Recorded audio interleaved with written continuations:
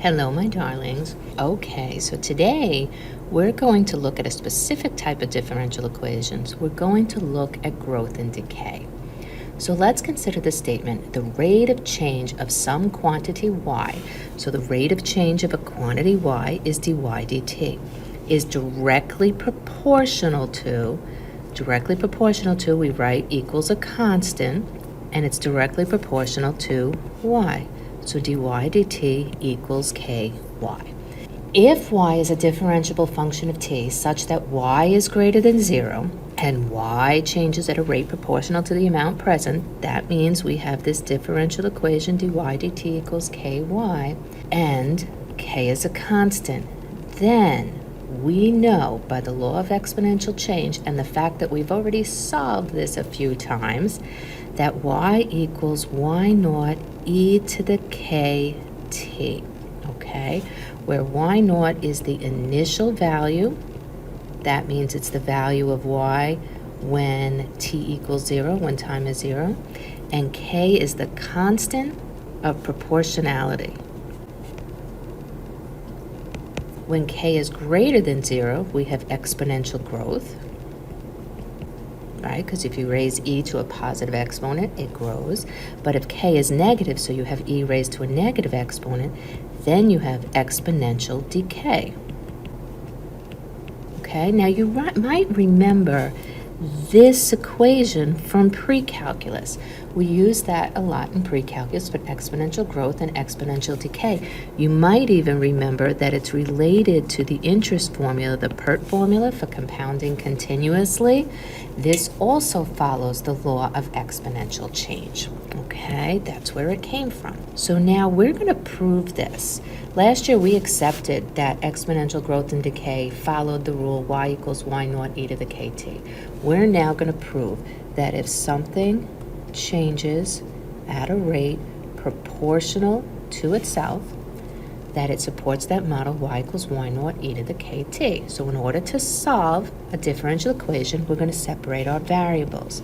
We need to move all the y's to one side. Now we have no t's, but I'm going to keep my constant where it is. I like to keep my constant with my independent variable usually. So I'm going to have dy, and I have to divide by y equals k, and we multiply by dt. Now we're going to integrate both sides.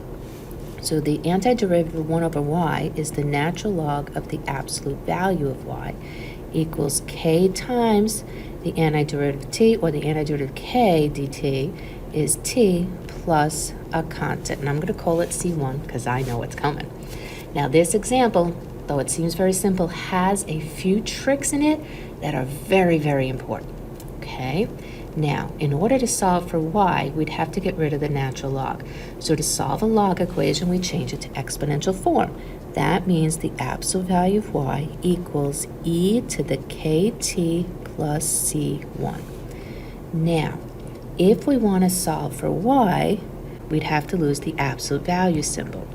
But that means the other side could be positive or negative. And the other thing I want to look at here is if I have addition in an exponent, it means I used to have e to the kt times e to the c1, okay?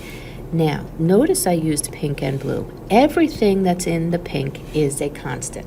The positive or negative 1 and the e to the c1. Those are all constants, and constant times a constant is another constant that I'm going to call c2 times e to the kt. Now, why did I do that? Because it's much simpler to solve this than it is to solve that messy thing, okay? All the plus and minuses and the e raised to the exponent is all wrapped up into one nice, neat constant now, okay? Now, and that's our solution, but wait a minute, is that y equals y naught e to the kt, right? The question is C2 y naught? So let's take a look. If we let t equal 0, then y would equal c2 e to the 0, and e to the 0 is 1, so y equals c2. So that means that c2 is indeed our initial value which we call y naught. So therefore, we have proved that the solution is y equals y naught e to the kt. So now, anytime you have dy dt equals ky, you can automatically jump to the solution y equals y naught e to the kt. So now let's use this, and honestly, this type of growth, exponential growth and decay, we talked about this in pre-calc, occurs all the time in bacteria growth, population growth, growth of money, in computing. It's used in all kinds of applications, okay? So here's one where the bacteria in a certain culture increase continuously, just like compounding continuously, at a rate proportional. So let's use y for the number of bacteria. dy dt is proportional to the number of bacteria present. So there we are, dy dt equals ky, yay. Now, if the number triples in 6 hours, so that means y of 6 is 3 times the amount that it started with, okay? How many are there in 12 hours? So that means we're looking for y of 12. So now, since we know our differential equation is dy dt equals ky, we know that the solution is y equals y naught e to the kt. Now the problem is we don't know what y naught is, nor do we know what k is. So we're going to use what we do know. We're going to use the fact that y of 6 equals 3y naught, and we're going to plug that in to our solution. So we would have 3y naught equals y naught e to the 6 times k. Now if you notice, there's a y naught on each side, which will divide out. So now we have 3 equals e to the 6k. When we have an exponential equation, we need to change it to a log equation. So the base is e, log base e is natural log of the 3 equals exponent 6k. Now to solve for k, all we have to do is divide both sides by 6. Now I'm going to caution you here, even if it's a calculator problem. Yes, I know you could put this in the calculator up here at 3 equals e to the 6k and get a decimal, but you need to use the entire length of the decimal in any other computations. You'd have to store that in a variable and write down more than 3 decimal places when you write it on paper, because remember, you're not allowed to round until the end of the problem when we're getting the answer. And if you round right here, you're going to have an incorrect value. Okay, so please keep that in mind. So now I can take that and plug that into my solution, and I have y equals y naught e to the k times t. So that means I have t natural log of 3 all over 6 in my exponent. Wow. Now I'm supposed to find y of 12. So y of 12 would be y naught e to the 12 times the natural log of 3 over 6, which is y naught e to the 12 divided by 6 is 2 natural log of 3. Now I need to simplify that exponent. So it's y naught e to the, remember, if you have a number in front of a natural log, it used to be the exponent. So this is really y naught e to the natural log of 9.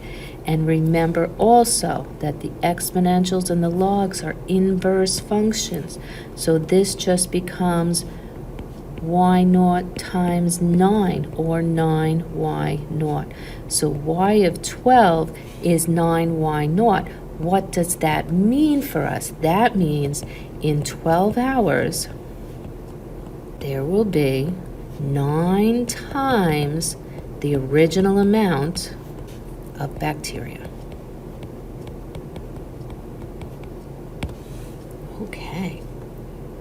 Now there's another part. It says, in how many hours will the original number quadruple? So now we want to know the t when y is quadruple, means 4 times y naught. So remember, that would be the y value is 4y naught equals y naught e to the t natural log of 3 over 6. And again, we have a y naught on both sides, so they're going to divide out. Okay, so now I have 4 equals e to the t natural log of 3 over 6. I have an exponential equation, which I changed to a log equation. So that's the log base c, which is the natural log of 4, equals the exponent t natural log of 3 over 6. Now to solve for t, we'd have to multiply it by 6 and divide by the natural log of 3 on both sides. That means that t is going to be 6 times the natural log of 4 all over the natural log of 3. That's our exact value, which isn't really helpful, so I'm going to put it in my calculator here. And that's approximately 7.571 hours. There we go, guys. All right. Have a great day, and I'll see you soon. Bye.